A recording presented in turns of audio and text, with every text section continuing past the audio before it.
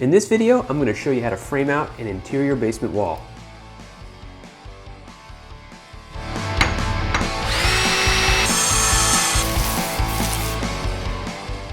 So in our last video, I showed you how to frame a perimeter wall. In this video, I'm going to show you how to do interior partition walls.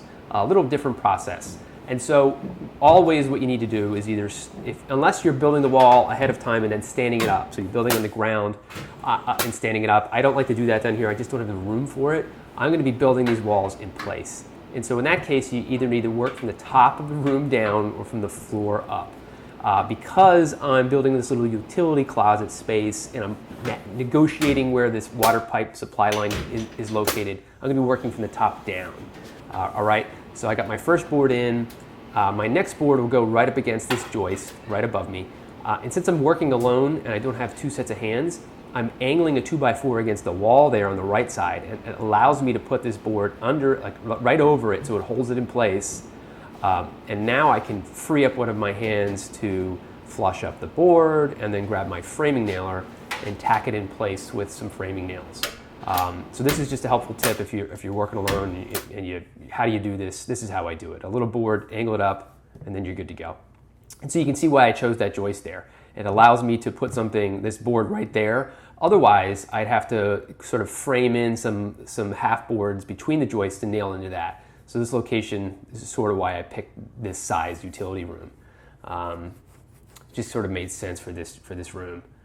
Okay, so once this joist is in place, I'm going to rip a long straight piece of plywood that reaches from floor to ceiling, and I'm going to use my long level, and I'm going to mark where the plumb line is as it meets the front and the side of this board. And so I know where to place the board on the floor to make sure it's plumb to the board that's fastened to the ceiling. And so you'll need to do this either if you start from the top and work down, or from the down if you start from the floor and work up. Just a straight edge with a level on it, and take a pencil and mark the floor. And so now you know your wall, once you build it in that location, will be plumb, and that's important.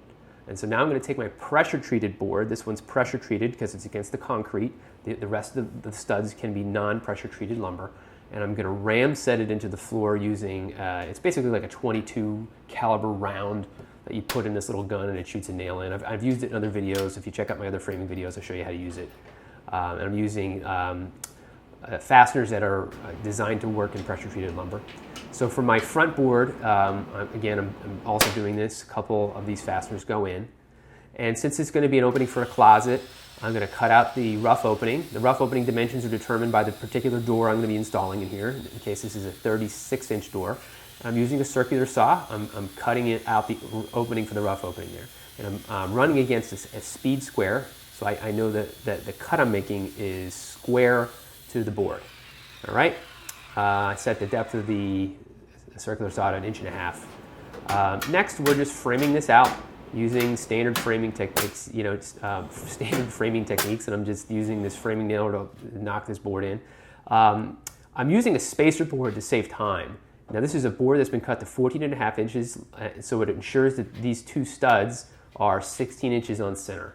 And so what it allows me to do is basically flush this board up to either side and tap it in place against that spacer board. And now I have something to nail against. It keeps the board straight and square. All right, and so what I can do is tack it in and toenail that board in, and now I know the board is 16 inches on center away from the previous one. And you could do that the whole length of a wall. And I'll repeat this process to the top. I'll put that board in and nail it in place.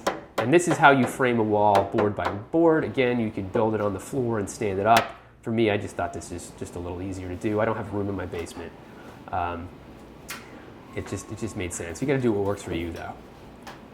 And so you could also use construction screws here if you wanted to. I have a lot of room here, and so the framing nailer worked fine. So for the rough opening for the door, I need a header board. I cut this board to correspond to the rough opening size of 82 inches. And I'm using this to mark both sides, and I'm also using it to hold the board in place while I screw it in.